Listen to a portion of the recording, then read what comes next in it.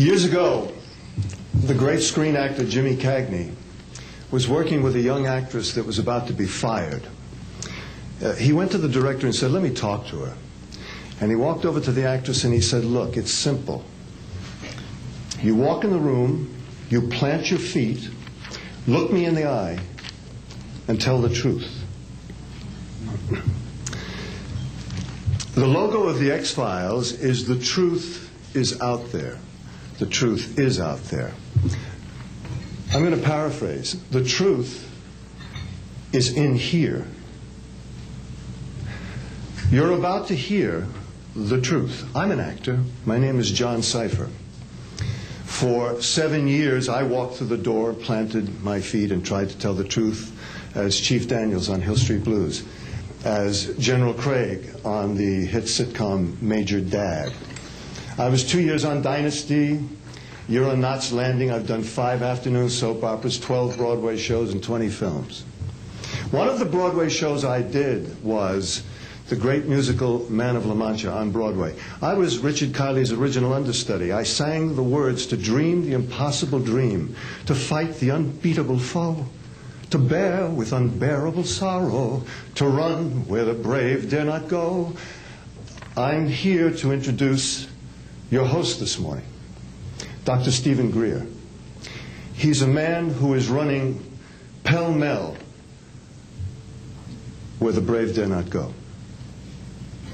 He was an emergency room physician. In fact, the director of emergency medicine at a major hospital in North Carolina. 3 years ago, he sat his wife and his 4 daughters down and said, "I've been doing this part-time, running after the truth, for 7 years now.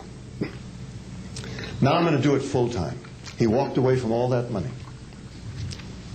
to pursue the truth. I always think of Hamlet's great line to Horatio, "There are more things between heaven and hell than are dreamed of in your philosophy, Horatio."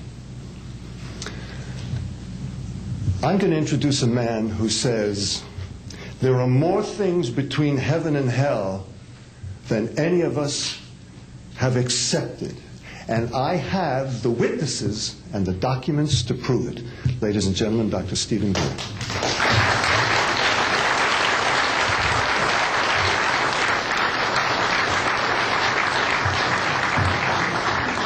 Thank you very much, John. Members of the press, the American public, and people of the world. We are here today to disclose the truth about a subject that has been ridiculed and questioned, denied for at least 50 years. The men and women who are on this stage and the some 350 additional military intelligence witnesses to the so-called UFO matter and extraterrestrial intelligence can prove and will prove that we are not alone. I would like to thank Sarah McClendon, who is with us today, the famed White House correspondent, for her sponsorship of this meeting. Thank you very much, Sarah.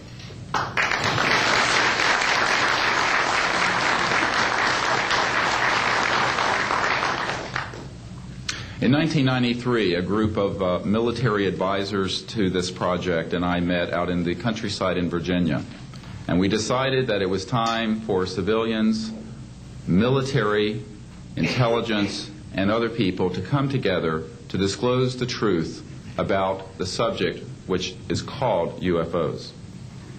Since that time, I have personally briefed a sitting director of Central Intelligence, James Woolsey, President Clinton's first CI director.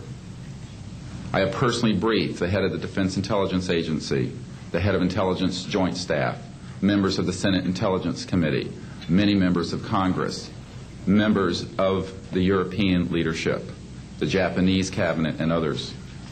And what I have found is that none of them are surprised that this is true, but they are uniformly horrified that they have not had access to these projects. We can establish through these witnesses whom we have identified, which now number over 400, and these are people who have been inside the CIA, NSA, NRO, Air Force, Navy, Marines, Army, all divisions of the intelligence and military community, as well as corporate witnesses, contractors to the government. And these are folks who have been involved in so-called black budget or covert unacknowledged projects. These unacknowledged special access projects are taking in at least $40 to $80 billion per year. And they are sitting on technologies that can change the world forever. The reason we are coming forward now is that we are asking for the U.S. Congress and for President Bush to move towards an official inquiry and disclosure on this subject. It has the most profound implications for the human future, for the U.S. national security, and for world peace.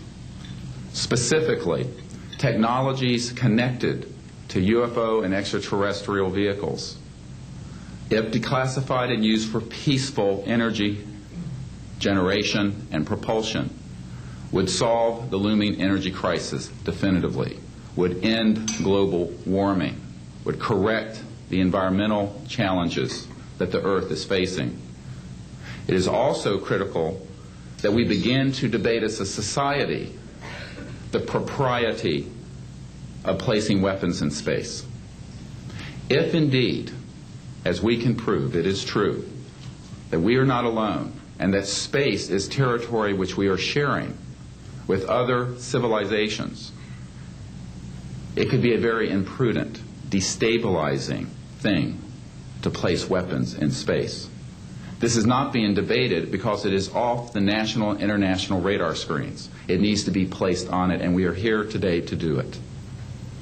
We can establish through this testimony that these objects of extraterrestrial origin have been tracked on radar going thousands of miles per hour, stopping and making right-hand turns, that they use anti-gravity propulsion systems, which we have already figured out how they work in classified projects in the United States, Great Britain, and elsewhere. That these objects have landed on terra firma, at times have been disabled, and have been retrieved specifically by teams within the United States, that extraterrestrial life forms have been retrieved, and their vehicles have been taken and studied thoroughly for at least 50 years. We can prove through the testimony and documents that we will be presenting that this subject has been hidden from members of Congress and at least 2 administrations that we are aware of, presidential administrations, and that the Constitution of the United States has been subverted by the growing power of these classified projects, and that this is a danger to the national security. There is no evidence, I wish to emphasize, that these life forms from elsewhere are hostile towards us. But there is a great deal of evidence that they are concerned with our hostility. There are times when they have neutralized or rendered inert the launch capabilities of intercontinental ballistic missiles. Witnesses here today will describe those events to you. They have shown clearly that they do not want us to weaponize space, and yet we are proceeding down that dangerous path. And it will be established that these projects, because they have not been supervised properly by the Congress, by the U.S. President, by the international community, have become a threat to the national security. And for this reason, we feel we must disclose the facts. This is the beginning of the campaign for disclosure.